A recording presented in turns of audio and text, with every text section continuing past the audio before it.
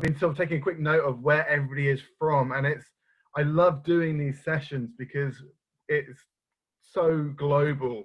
You know, we have the night owls in the Philippines, Indonesia, Vietnam joining us this evening. A lot of Europeans from Romania, Ukraine, Turkey, Italy, Spain.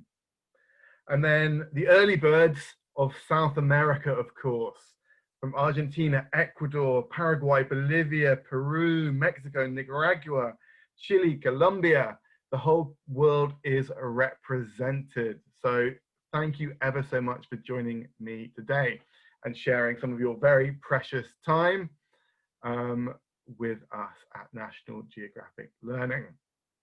So as Emily said, our session today is all about utilizing and maximizing the classroom presentation tool in the synchronous classroom. And by the synchronous classroom, we mean both the face-to-face classroom and the online classroom, okay? So the activities that we look at will be applicable to both. I'm sitting there from Malta. Hi to everyone in Malta. Hi to Anna in Russia. There we go. So listen, this is our agenda for the session. So we're going to start off by having a quick look at the pinch points of online teaching. We'll then look at why using classroom presentation tools is such an effective solution to a lot of those issues. And then finally, the mainstay, the main part of the session will be looking at maximizing classroom presentation tools to drive engagement and interactivity, like I said, both in the online classroom and the face-to-face classroom. And I should say now, as a word of warning, for anybody who's attended my sessions before, you'll know that I like to make them as interactive as possible. Because although I can't be with you physically, there's still lots of stuff that we can do together as a group. So there will be polls. We will be using the chat box as well for lots of different activities. And unfortunately, you know, we can't do lots of annotations on the screen, but I would do if I could. So look, let's just start with a very quick question. And we're going to do this as a poll, okay? So I'm going to launch the poll based on this idea of what is the biggest barrier to successfully teaching online? And it seems that a lot of you have already voted in this. I didn't realize it was already open. But if you haven't voted in this poll, please do so already. Okay, so some of you write in the chat box, which is lovely, but please try to keep it in the poll. Otherwise, it does slow things down a little bit. I'll give you another 10, 15 seconds to vote. So the options there are supporting students remotely, keeping students interested and engaged, the quality of materials, limits of technology, accessibility, timing, scheduling, or maybe other. Okay, technical issues, access and time coming through there. Okay, look, I'm going to end the poll. I'm going to share the results with you. And we can see there a pretty clear winner with 38% of the vote. Keeping students interested and engaged, followed actually quite closely by accessibility and access for everybody. And in third place, the limits of technology. Okay. I'm glad that we did this poll because it actually reflects a larger poll that we actually did at National Geographic Learning. So actually we did a sort of a similar questionnaire with over 6,000 teachers and educators around the world. And these are the results of that survey. And you can see there that actually, you know, 55% of respondents said motivating learners was the #1 problem or issue when teaching online. 44% said it was making lessons more interactive. So straight away you can see the top two there can be easily addressed by using a classroom presentation tool, as we'll see later on. But really it comes down to this one key thing of engagement. And as Sinatra et al. Pointed out, engagement is the holy grail of learning. And I'm sure you all agree with that. And indeed, research suggests the many, many benefits occur when students are engaged in their own learning, whether online or face-to-face. And included in these benefits are increased motivation and, interestingly, increased achievement. So actually some research in the US by Gettinger and Walter point out that academic engaged time predicts academic achievement, and that engagement is directly related to learning outcomes. Now, the good news on this is that actually engagement is a more tangible notion than motivation. And therefore, it is something that teachers can actually have an impact on. It has more educational immediacy, and as teachers, we can impact on it. And certainly, as we'll see through the session, using classroom presentation tools allow us to do that. Okay, just I want to share a couple of other questions that we asked in this poll, this kind of global poll that we did with sort of nearly 7,000 teachers. This is the second question. As a teacher in my online classroom, the most important thing I want technology to help me do with my students is, and these are the responses. Number one, unsurprisingly, increase participation in live classes. And secondly, create opportunities for learners to collaborate online with their classmates. And again, the reason I share this information with you is, for me, I would say that classroom presentation tools can absolutely help with these two things, online and offline. And then thirdly, as a teacher, the most important type of learning materials I need to have to be successful in my online classroom, these were the results. 43% said interactive media, the audio, the video, the songs, easy to find and present with my lessons, 43%. 17%, a presentation tool that displays the book content in a digital format. 22%, activities and games.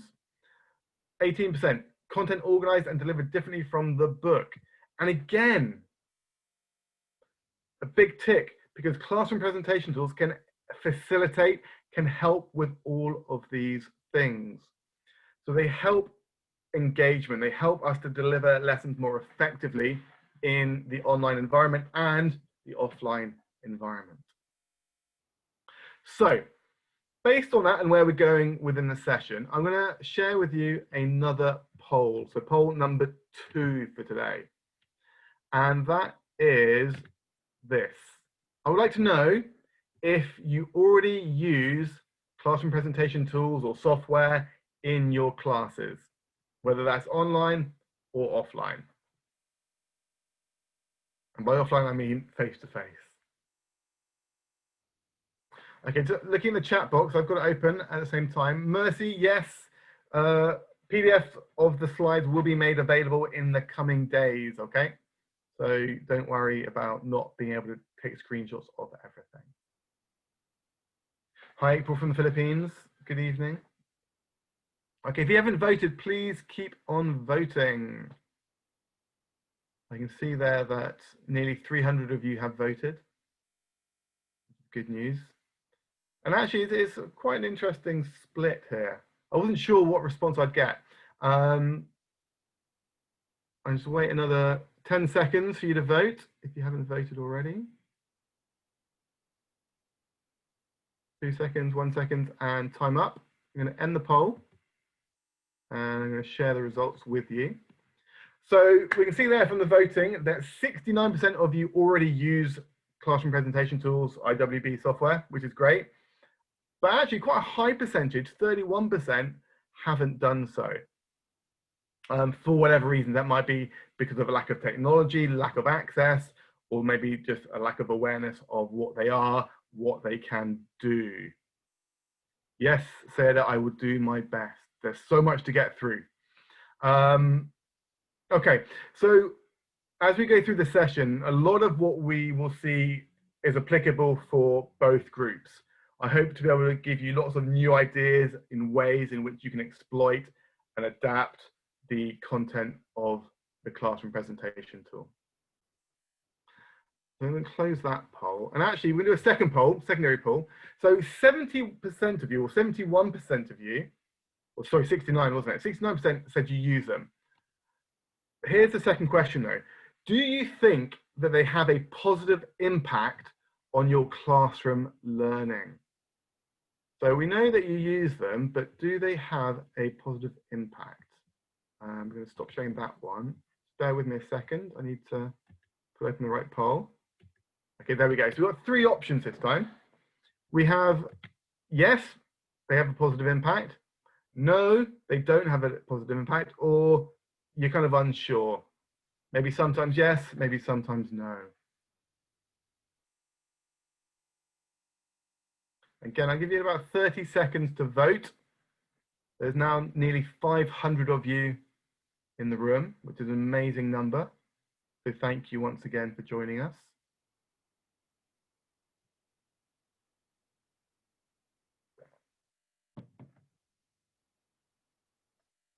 Okay, let's keep on voting another 10 seconds or so, I think. That should be enough.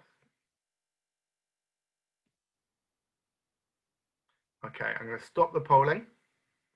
I'm going to share the results. And again, fairly resounding yes, with 82% of you voting yes. Just 1%, 3 people saying no, but quite an interesting, quite a high, I'd say, percentage of people who are unsure. 17%, 56 of you were unsure. And I think, you know, it's right to be maybe a little bit skeptical of them, because sometimes we're faced with technology and we're like told to use it, and we use it just because. And sometimes we need to maybe consider a little bit more carefully, why am I using it? What advantages does it bring? Does it actually help my lessons, or am I using it just because? And we'll come back to that question a little bit later. So clearly we can see there are benefits. You think there are benefits of them, right? But my question to you is an open question for answers in the chat box. What are the advantages? What are the benefits of teaching face-to-face and online with classroom presentation software? So just in the chat box, okay, interaction, thank you, Sarah. I'm going to keep an eye on this. Okay, yeah, lovely, Heather. Heads up learning, social communication, efficiency, good, Andre, interaction, context, no time delays, Edwina. Yeah, absolutely. You don't have to faff around looking for different content. Engagement, interesting view, social emotional skills.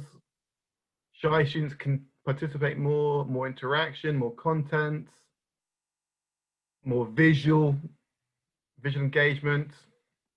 I'm trying to keep up. There's a lot of comments coming through.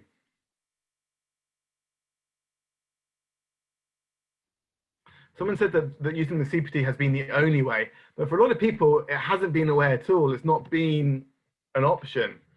Collaboration, knowing your peers, make sure they're all paying attention, more personal. Okay, great.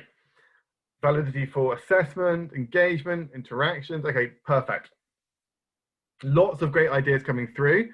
Some of which I've got in my list, some of which I haven't got, but this is not exhaustive.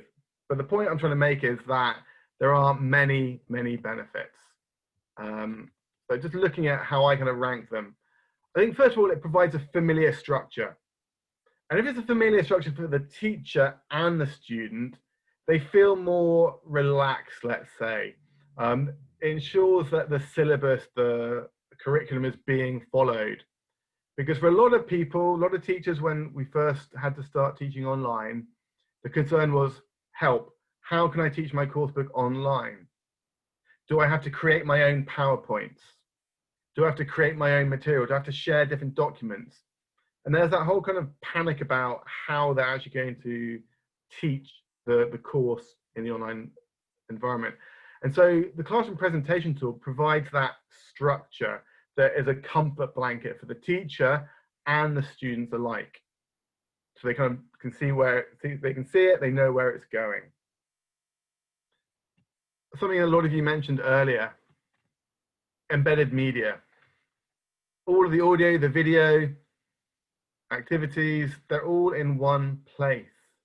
You don't have to stress about uploading the audio, uploading the video, and then sharing it from different windows.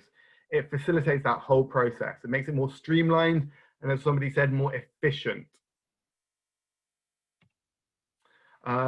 the answers are a click away. You don't have to faff about trying to find the answer. It's just press a button, the answers are there. Efficiency. Workbook content. So a lot of classroom presentation tools have additional workbook content. So you can pull in extra activities should you deem it necessary.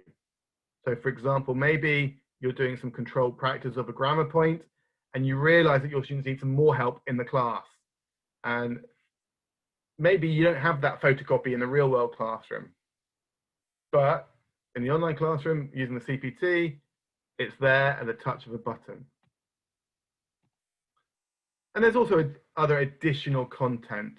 It might be games and activities. It might just be additional worksheets that are embedded within the classroom presentation tool. So it offers flexibility in that respect. And again, it just takes that pressure off the teacher to have to gather everything before the class. Knowing it's all in one place is so reassuring. There are, of course, lots of interactive tools that allow, and we'll explore these a lot more later on, enabling students to actually come up to the board or within an online classroom, do things on the screen. Somebody said about heads-up learning. Absolutely. In the classroom, students normally are like this with their coursebook, looking at the coursebook on their desk. Classroom presentation tool, they're all heads up, they're all focused, and it allows the teacher to be able to monitor and assess how students are focused and engaged in the work. And that's kind of the key thing. Research suggests that there is increased engagement as well because of the fact that it is more visual. It is kind of encompassing the whole classroom. And what all of these things do is facilitate teaching, or the teaching and the learning process. But like, you know, that's just a small selection. You know, you came up with a lot more benefits within the chat box. And just kind of to highlight that, just to give you an example, this is taken from the National Geographic Learning title Life, and it's just a standard lesson, but straight away we can see there's lots of content in there which we can interact with. It might be that the audio is automatically there. With the audio, we also have the audio scripts, we have captions for videos, which can help to facilitate that learning process. On the final listen, they can listen and read. Interactive activities that zoom straight in, so you can focus students on the activities and you can focus them on the answers at the touch of a button. It's so efficient, so streamlined. What else? Linking to the back of the book. You know, a lot of times we say turn to page 185 in the back of the book for extra grammar practice, extra grammar summaries. With the classroom presentation tool, it's at the touch of a button. It's there. We can go to it really easily and back again. A lot of classroom presentation tools also have vocabulary content as well. So with Life, we have key vocabulary from the lesson, which we can then open up as a clear vocabulary definition. And we know what some students are like. They, you know, we give them a teacher definition, but they want to know for sure. They want the dictionary definition. So this, again, can facilitate the teaching process, make it more efficient. Extra activities we mentioned are a feature of a lot of classroom presentation tools. So if you need an extra activity, they're built in. Access to the workbook we mentioned. You can flip to and from really, really easily. So if you needed that extra practice, you can do. So clearly there are many, many, many advantages, but it would be amiss of us not to actually consider any disadvantages. Now, 69% of you have used them. What disadvantages have you found using them? And for those maybe who haven't used them, maybe you haven't used them because you're not wholly convinced. So in the chat box, what do you think are the disadvantages of using a classroom presentation tool? Are there any? What do you think? Okay, so limited to some students who have access. Thank you, Mauricio. Accessibility. Okay, not all students can access the gadgets. Yeah, internet connections. Okay, but that, I think that's not so much an issue of the classroom presentation tool as the video conferencing system you're using on the internet. Time management, yeah, Rukio. Some teachers can become lazy. I think that's a really great point. And certainly something when I'm teaching with or training my teachers in my school previously, it's very much a case of making sure that the teachers are not relying too heavily on it so as to become lazy teachers. Connectivity, price point, maybe, yeah, fair point. Compatibility, connectivity, time consuming, limited access. Okay, so yeah, for me, there are obviously some disadvantages. Technology is never 100% reliable. It might not work how we want it to. There might be issues. But really, there's also that temptation, which Rukio sort of hit on. There's that temptation to use the software merely as a presentation tool, therefore making it very, very much teacher-centered. Okay, and I think as part of that is that students, or teachers rather, are basic users of classroom presentation tools rather than competent users. So a basic user can do the basic functions of it fine, but they're not particularly imaginative or creative or interactive with it. Whereas a more competent user can use it to devise more learner-centered activities. And they're what we're going to be investigating shortly. But this quote here from Pete Sharma, for me, sums it up really. It's not what it is, it's what you do with it. So it's not the IWB, the interactive whiteboard per se, which could improve the learning experience, but how it is used. So from this point of view, it's important to understand the respective roles played by the teacher and the technology in the learning process. And in no way should the classroom presentation tool be replacing what the teacher does or make us complacent or lazy teachers. We should still be teaching in a principled way. And for sure, we've all been guilty of this. Whenever we start using a new technology, some new software, we get maybe a little bit blindsided by the wow factor. And we forget about why we're using it and how is it actually going to help from a pedagogical point of view. Just because it's new and interesting and it looks cool, we still need to consider how it can enhance our instruction, our teaching, and our students' learnings. In other words, we need to be sure of what it can do and how we want to use it. We need to be clear in our head. Otherwise, it could potentially backfire on us, right? So with this in mind, it's worth considering Ruben Puentedura's SAMR model for integration of technology in the classroom. Now, I'm not sure if you're familiar with this model, but it's very easy to find out more information online. But essentially, it categorizes technology integration in the classroom into 4 different categories. And they fall under enhancement and transformation. So the S, can anyone guess what the S might stand for? If you know, perfect. Alfia and Angelina, lovely. It's substitution. So it's where technology acts as a direct substitute with no functional change. The A, does anyone know the A? Can anyone guess the A? Okay, very good, Raul, Jerome, all the answers. It is augmentation. So technology is a substitute for an existing tool, but there are functional improvements. The M, who can tell me what the M is? Good guess, Raul. It's not management, it is modification. Excellent stuff. The modification whereby the technology allows for task redesign to do things in different ways to what they might do in a conventional, in our case, coursebook. And then the R, the last one, who knows? Thank you, Jerome, straight in there. Victor, great, well done. It is redefinition. whereby technology allows for the creation of completely new tasks, which previously might have been impossible. So that's all well and good. But my question to you, therefore, is where does a classroom presentation tool sit on this scale? Is it just a basic substitute? Does it augment?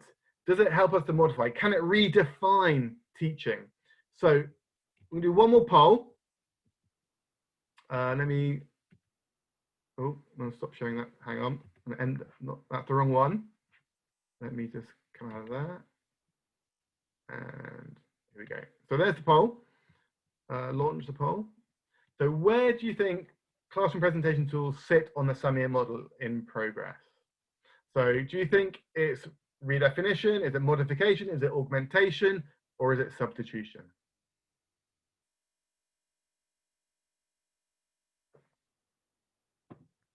And it's an interesting one because I think on first glance, we might be tempted to think, oh, well, it is just a basic substitution. But the more you kind of look into it and the way you can use it, if you are a creative and an imaginative teacher, there's actually more that we can do with it.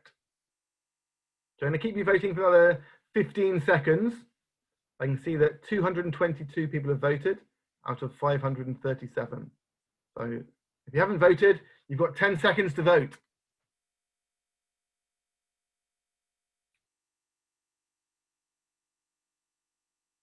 And actually, it's quite an interesting result, I have to say. Okay, I'm going to end the poll there. That's long enough.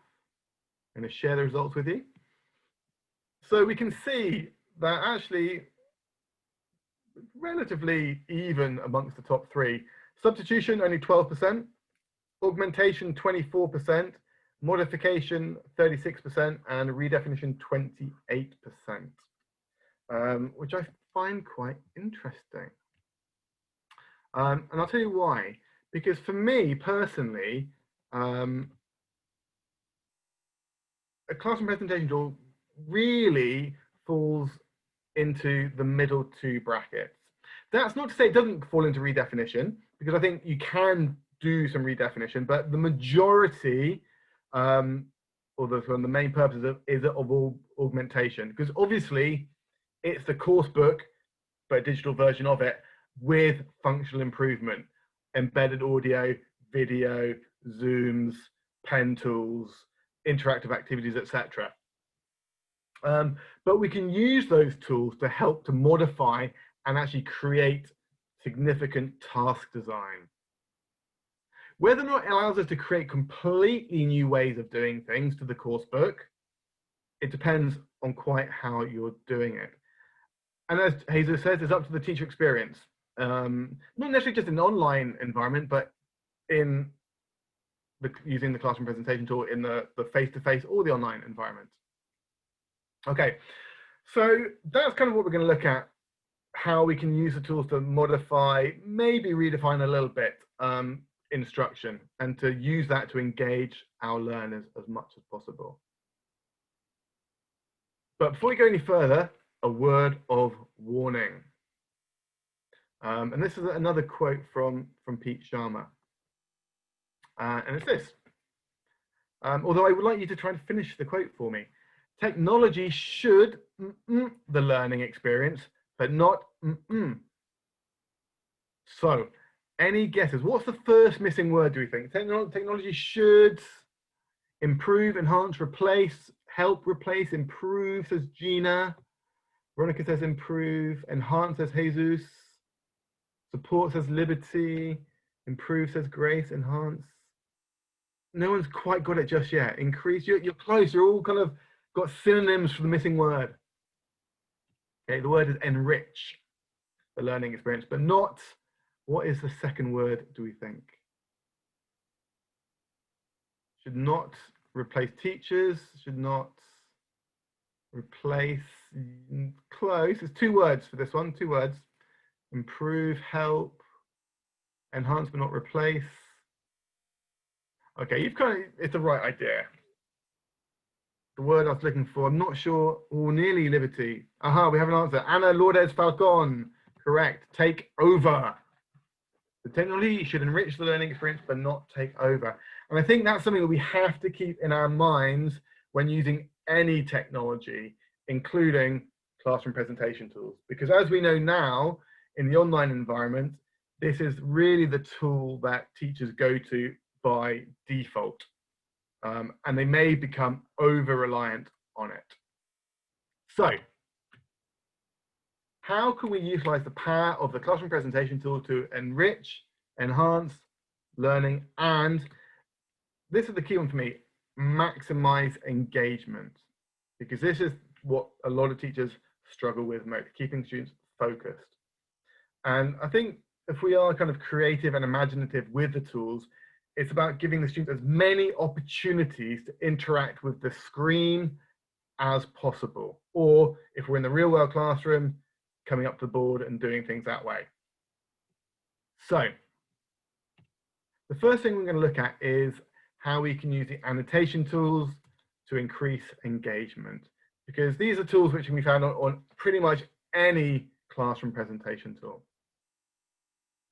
Okay, now some of them are kind of more activities, more than very sort of simple ways to check information. So the first kind of little mini activity that I find works really well with my learners, both in the online classroom and the face-to-face classroom, is called, very simply, where's the answer? Because very often we get students to do a reading activity and we get them to tell us the answer. And maybe they just guessed the answer. Maybe they don't really know why it's the answer. So I think using the classroom presentation tool on the big screen in the classroom or online provides a really good opportunity to check students have got the right answer for the right reasons. So in this case, I would always get students to, I'd encourage students to use the tools to come up to the board and tell me why they think number one is the answer it is, right? So number two, underline in the text, highlight in the text why it's the right answer, rather than just getting them to talk out. It involves them more, and that's the key thing. Again, question two, where's the answer? They underline it, they highlight, they're justifying their answer, they're thinking more about it, and that's the rationale of it. It goes beyond just checking the answers. It gets them to justify their answers. And therefore, it involves their higher order thinking skills, the analysis, the application of ideas. And you can do it with the pen tool, however you like. But it's just a very simple thing you can do, especially with reading activities, or even with listening activities, using the audio scripts. Get them to show you why it's the answer. And if for any reason it's the wrong answer, you can invite other students up to the board to underline the right answers. Okay. Next one to involve learners, again, kind of checking answers here. What's the answer? So this is something that we can do specifically online using tools like Zoom or other video conferencing software with collaborative annotation tools. So in this case, we're looking at a true or false type question, and it works particularly well with this. Now, normally in a class, you'd say, number one, Andrea, tell me the answer. Number two, Annalisa, tell me the answer. Number three, Clarence tells me the answer. And it only involves one student.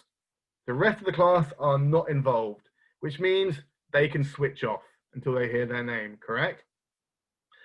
Which for me isn't really an effective way of checking answers, because you want to involve everybody to make sure everybody has got the right answers. So one of the great things about using Zoom is we have the annotation tools which students can use to annotate your screen. So what I get my students to do is to open up their annotation tools, clicking on the stamp button, they can choose the tick or the cross, and then I will ask them as a whole class, so everybody is checking their answers together at the same time, and say to them, okay, number one, do you think it is true or false? And all of a sudden, I get lots of ticks, maybe a few crosses, telling me if it's the right or wrong answer. Now, I can also, of course, turn on show name of annotators in Zoom. Unfortunately, we can't do a demo of this because in this format of Zoom, we don't have the annotation tools for the attendees, unfortunately. But just the fact that students have to do this, it involves them in the process. And talking to my students, they really enjoy being able to do this. They don't feel singled out, as in saying, Andrea, tell me the answer to number 5. Milagros, tell me the answer to number 8, and so on. They don't feel kind of victimized in that respect because everybody is involved. And as part of this, it allows us to use it maybe for more formative assessment because we can see everybody's ideas rather than just one. Okay, and like I said, if you activate the show name of annotators, you can see who has got the wrong, or who's got the question wrong, who's got it right. So you are able to go into more detail as needs be. Okay, really, really simple thing to do using the CPT on Zoom. You know, and of course, that's just enhancing what you can already do within the classroom presentation tool. Of course, you can go into the interactive version of the activity. You can click on show answers. And this is nice because it makes checking answers more visual. You know, traditionally, giving answers is very much an oral thing.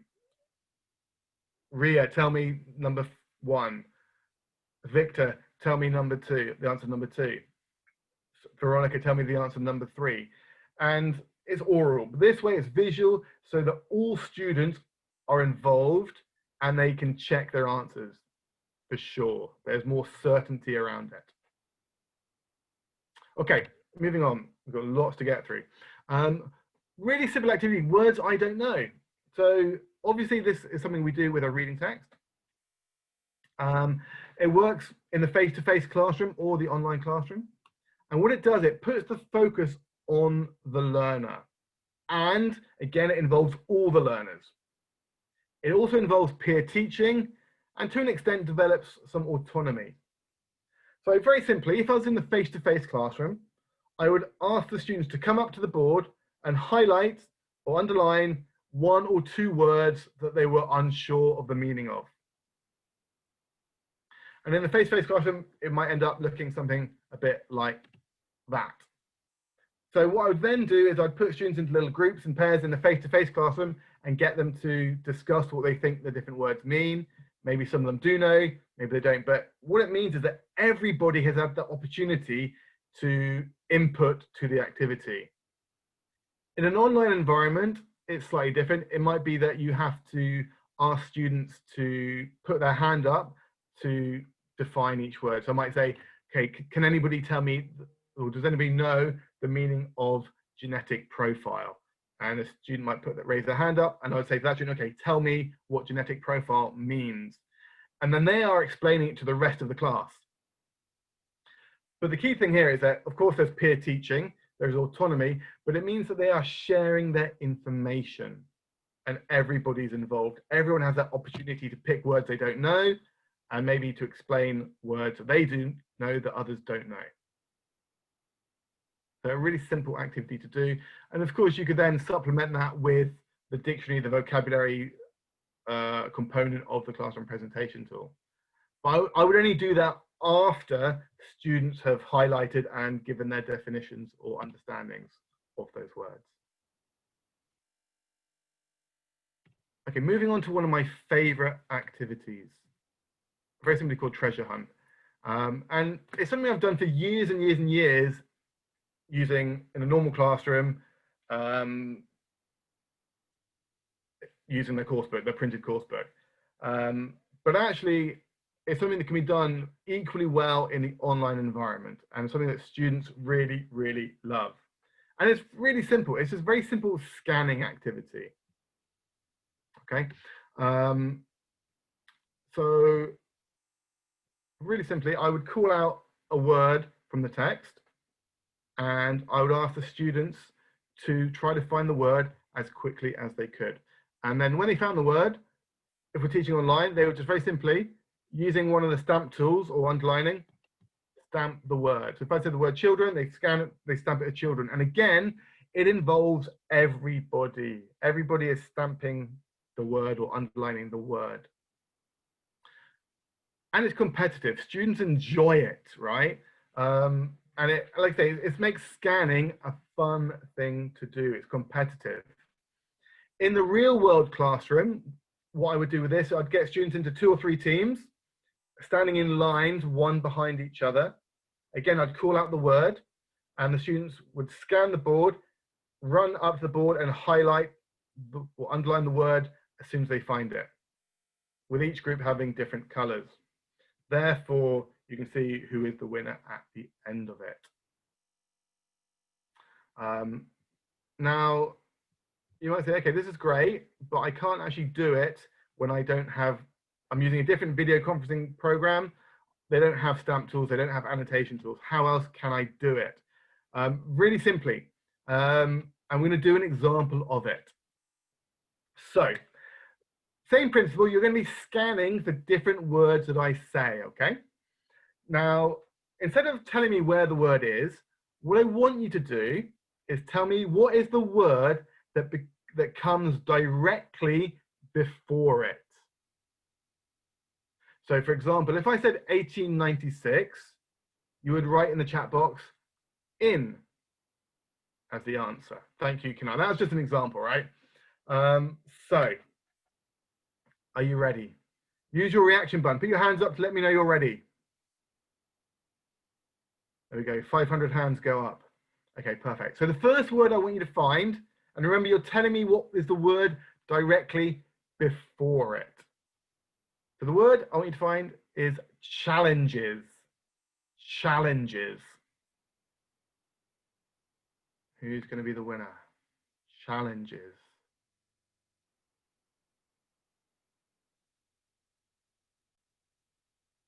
Very good, Cynthia, Evelyn, Javier Rojas. You are absolutely correct. It is, I'm going to just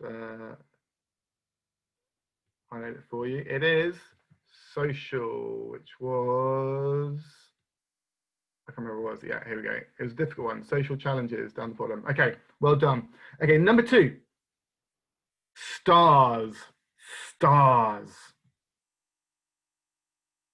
What's the word that comes for stars? Very good. Oh, Amoria Galang, sports stars. I can't remember where I put that one. I'll find it in a second. You guys are quicker than me. Next one. Train. No, not going to do training. We're going to do performers. Performers. Very good. Heather, I know Karina, I think, top performers. And we'll do one more. Sums. Sums.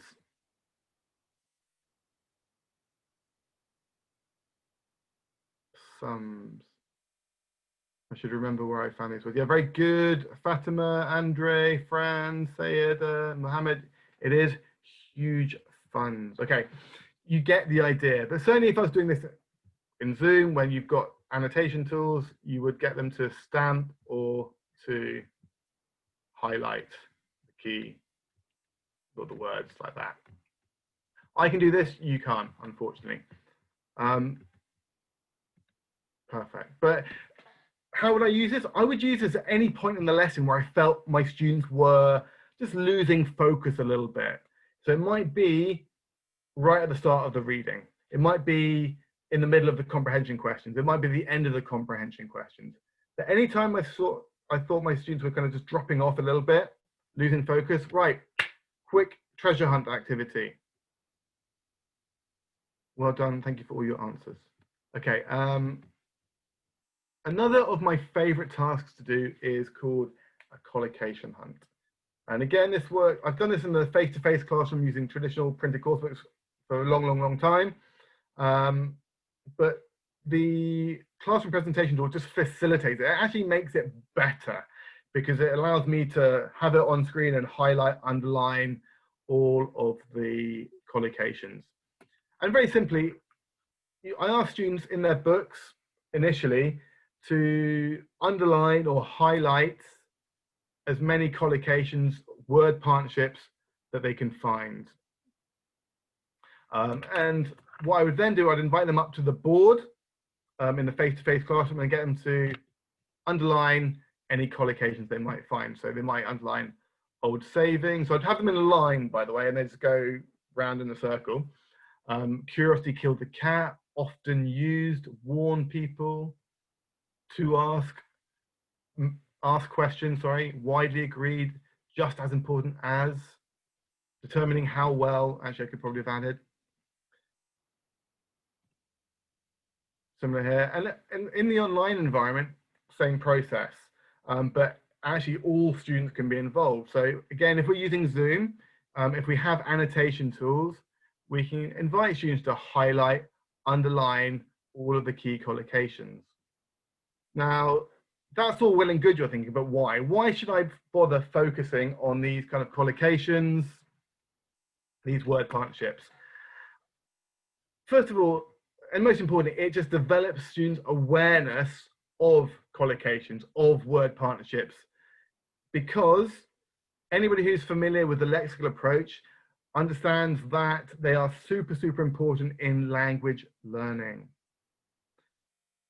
Some research suggests that up to 70% of everything that we say, read, write, or hear in real life is made up of some kind of word partnership, collocation. Therefore, the reason being is that it can help us to process and produce language at a much faster rate.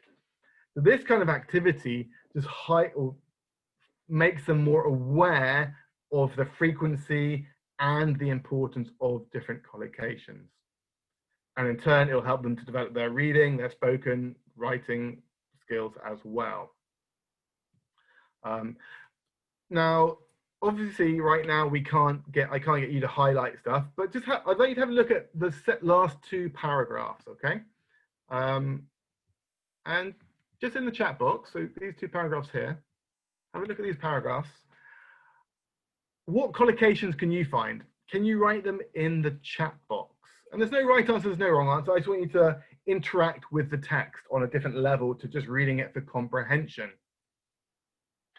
And of course, it just repurposes the text more than just a reading activity. Perfect, okay, website address, take apart, biggest threat, make matters worse, lovely Seda. Under threat, lovely, also got that. Unable to do something, good Mauricio. Maybe possible, good honey. Engage further, colloquy, website address, make matters worse. Okay, great. Lots of good ideas. Stare at screens, Imad, yes, basic needs. And these are some of the ones I came up with. Just in addition to, talk to. You don't just talk, you talk to somebody. Social media, provide us with, know enough about, engage further. So they're pretty much everywhere we look. Okay, a couple of other activities. Mind the gap. Only possible through the powers, the wonders of the classroom presentation tool.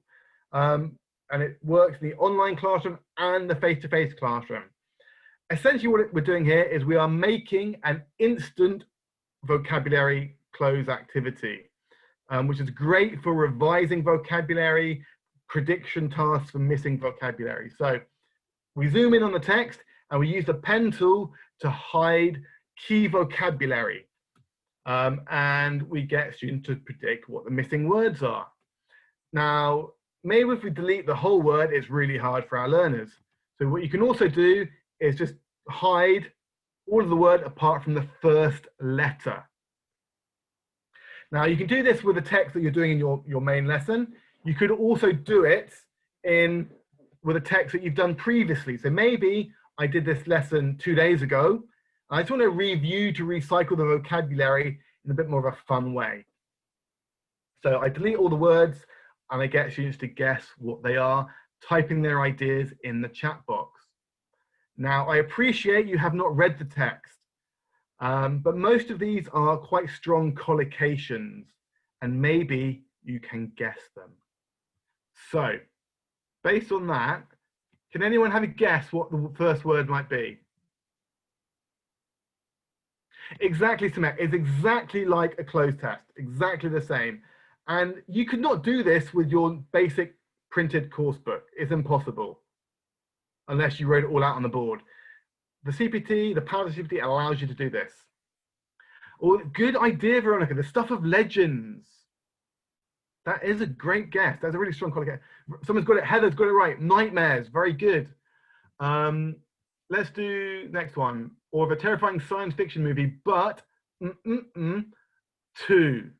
Very good. Heather's on fire here. Well done, Heather Burton. According to antibiotics apocalypse is very and many. Oh, sorry, the threat of an antibiotic apocalypse is very close.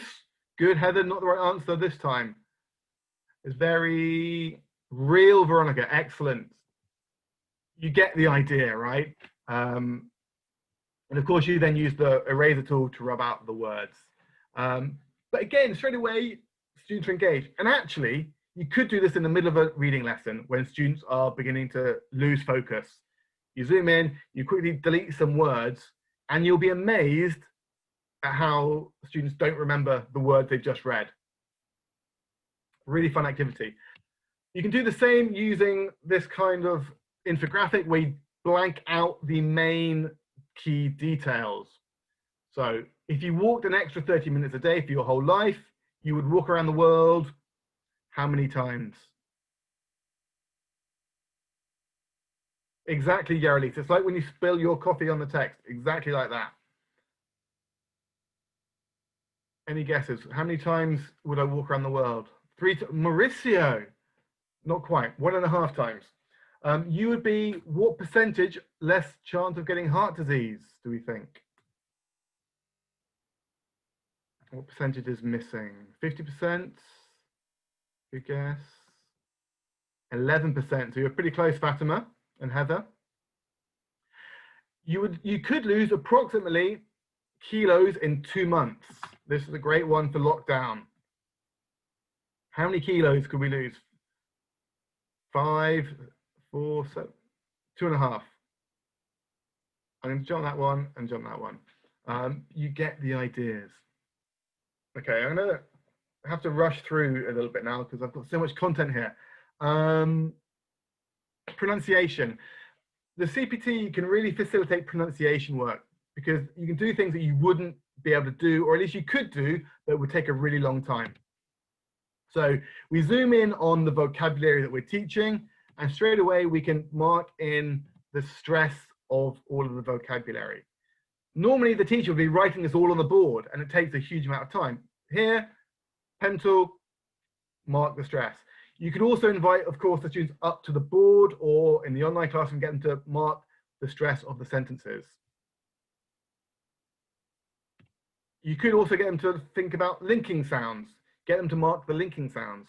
So you might say, okay, Emmanuel, can you read sentence 1? And you might say it correctly to an extent, but I say, okay, I want you to read it again. But before you read it again, think about where the stress is. Think about where the linking sounds are. Then repeat the sentence.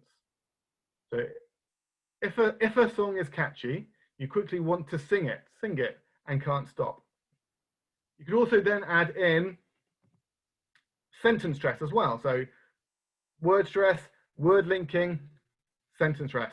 You could not do this with the basic course print book. So multiple benefits. And so easy to do.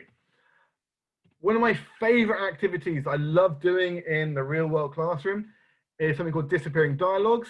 And long before the days of classroom presentation tools, I remember spending ages writing dialogues on the board, getting students to role play them, and then slowly disappearing them by rubbing them out.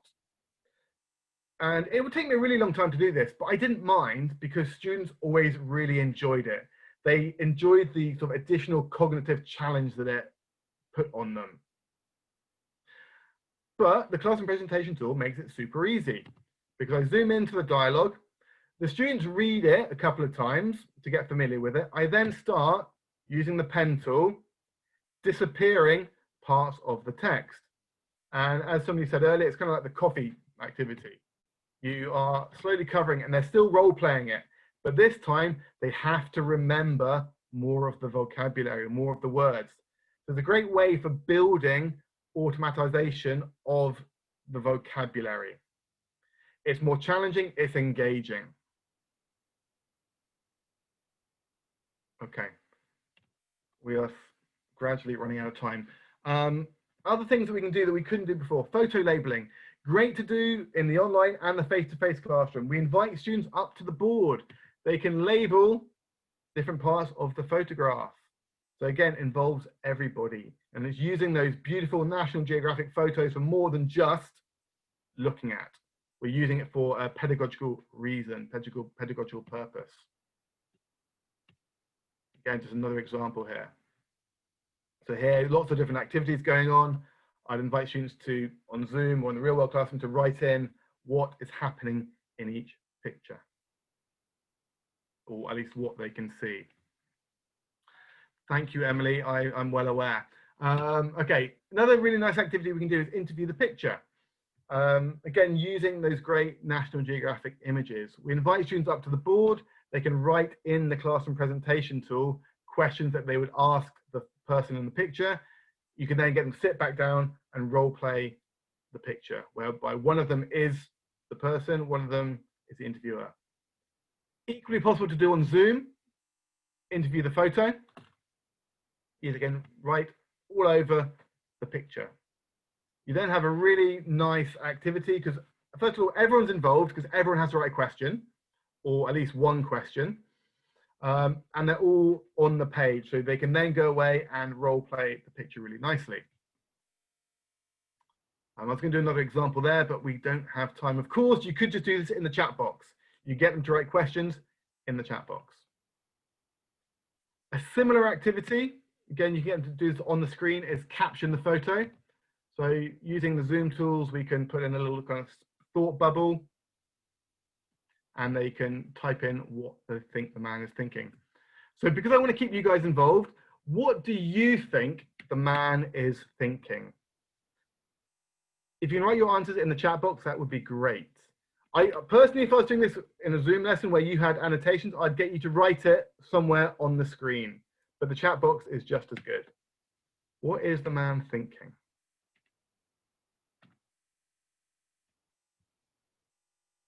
Okay, where's my alcohol, says Sheila. Lost my passport, says Ahmed.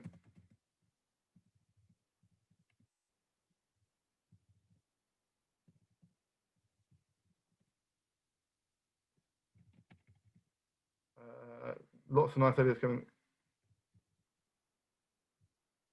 Lots of nice ideas coming through. Where's my wallet? Lost his credit card. Yeah. All shipments come mine. I know I packed my passport somewhere. Okay. Dan, where's my mobile? Too many bags. Right. We're going to run over a little bit, so I apologize, okay? But there's just so many ideas I want to share with you. The last one I want to talk about is using the window shade to increase engagement. And a really simple activity we can do, again, not possible in the real world classroom, with a printed course book. We can do a Kim's game. So we get students to look at the picture for 30 seconds, however long. We then use the window shade to cover the picture. We set it, and then ask them, how many things can you remember in the photo? We can set a time limit, and we can ask them to write on the page if we're doing this in Zoom. Of course, in the real world classroom, I might ask them to come up to the board and write things, or just write things in their notebook. But it's just so simple, just to have the picture and cover it up. So again, I just want to do this with you to keep you guys involved. Here's another picture. I'm going to give you 20 seconds to look at the picture and to remember as many of the different pages or pictures as possible. Then I'm going to hide it. And as you're thinking, I'll answer a couple of questions there. Defrey, yes, there will be, you won't get a PowerPoint of the presentation, but you get a PDF of the presentation. Okay, that's long enough, I think. I'm going to hide the picture. In the chat box, what can you remember seeing? What was there? What was in the picture?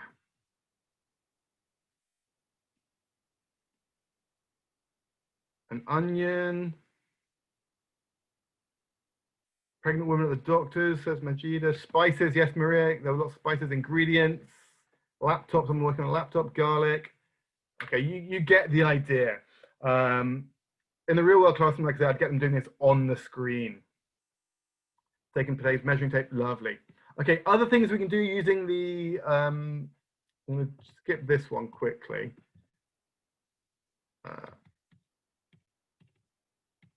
Similar to my next activity called a slow reveal.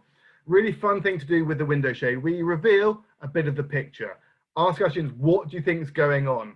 They all type their answers in, or they all call out in the real world classroom. We reveal a little bit more. We reveal a little bit more. And all of a sudden it gets interesting, right? We reveal a little bit more. Can anyone guess? Oh, John Vincent is straight in there, parkouring. Very good. We'll do another example because this is my favorite one. What is going on here, do you think? Any ideas in the chat box? Any ideas? What's happening? And again, I apologize. We're going to run over very slightly by 3 or 4 minutes. Okay, skateboarding. So something skateboarding, right? But what? What is skateboarding, do we think? We can see a foot. But what is it? A little foot down here. What is this foot? It's a paw. So what is skateboarding, do we think? What could that possibly be? I'm going to help you a little bit more, show a bit more of the leg. Oh, someone says a giant caterpillar. Oh, someone says a turtle or a tortoise. So for those who said that, you're absolutely right. It was a tortoise skateboarding. And this is great because the National Geographic photos lend themselves to kind of quirky images that work really well with a slow reveal. We'll do one more slow reveal. Here we've got a little Boy Scouts looking somewhat sheepish, somewhat scared. What do we think they're looking at? I think Rin knows the answer here. She's gone straight in with the answer. It is a bear, a big scary bear. Okay, I'm gonna skip a couple of pages because we are out of time, but we will share the PDFs with you guys on the website later on, okay? So just to sum up very quickly, enhance learning and student engagement using classroom presentation tools by thinking outside the box a little bit more, by using the annotation tools, the window shade, the zoom, to help to develop more interactive, more engaging activities to involve, and this is the key point, to involve all learners.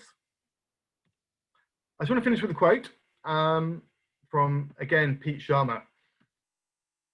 The way we use technology for teaching and learning can have a significant impact on the way that learners work and learn. You might help learners to find out things for themselves and spend less time explaining, or you might expect learners to take more control of their learning while offering guidance and support. And that's kind of the key thing, is that impact. But you've got to think how you're going to use it. Yes, classroom presentation tools are great tools and they facilitate the online classroom. But how are you going to maximize it to ensure your students are engaged in the activity, and all of the students throughout? So as you go through your day, as you go to bed tonight, depending on where you are, just take some time to reflect. What ideas, what activities will you try to maximize learning opportunities in your classroom using a classroom presentation tool? Again, I apologize for running over by 4 minutes and for not maybe doing a couple of the activities, but there's so much to talk about. So thank you so much. Awesome. Thanks so much, Alex. And thanks everyone for joining us and staying with us for the last hour and 4 minutes. I hope you found it useful and have some great takeaways to test out in your classroom, no matter where you're teaching. We don't really have time for questions, but we will take a look at any of the questions sent in, and we'll either answer them in the follow-up email or in the follow-up blog post that will go out. Just one more reminder, we do have a second session today. It's at 4 p.m. Eastern time, where I'm based in the US, and you can just check the time where you are on the Zoom website. There is a time zone converter there. Definitely encourage any of your colleagues to join us if they were not able to make this session. We'd love to have them. And just really quickly, I do want to spotlight a showcase we're doing for teachers of English called Learning Moments 2020. We're actually asking you to share the ways that you've been motivating and engaging your learners in the online or blended learning classroom in the last few months. The goal of this, we really want teachers to learn from each other. We want to hear all the wonderful things that you've been doing. So be sure to reflect, share, and then upload on the Learning Moments website. We do have a few submissions that have come in already, so be sure to check it out, and we'd love to see your submissions. And anyone who participates will receive a certificate, a online teaching download created by Dr. Joan King-Shin and Jared Borup. And also we will be spotlighting actually a few of these submissions in their upcoming professional development book. So there's a chance to be featured in that as well. So definitely a lot of reasons to participate, and we'd love to see your learning moments. So Emily, be sure to check that out. There's a couple of questions about certificates, if you want to. Yes, I was just, yeah, last but not least, we will be sending you a certificate, everyone. Don't worry. We'll get that to you within 5 business days. And we'll also be sending along a PDF of the slides and a recording. And as always, we do post those to our webinar archive, and the link is right up there along with the QR code too. So be sure to check those out, and the recording and slides will be up there in the next few days. So just stay tuned for that. All right, thank you everyone. Thank you, Alex, for the wonderful presentation. If you're not subscribed already, be sure to subscribe to webinar notifications so you're up to date on upcoming sessions. We're here to support you in whatever classroom you're teaching in right now. And thank you for all you're doing as teachers. All right, everyone, I'm gonna send you a feedback survey now. Have a great rest of your afternoon, morning, or evening. Bye, thanks, Alex. Bye, thanks, Emily.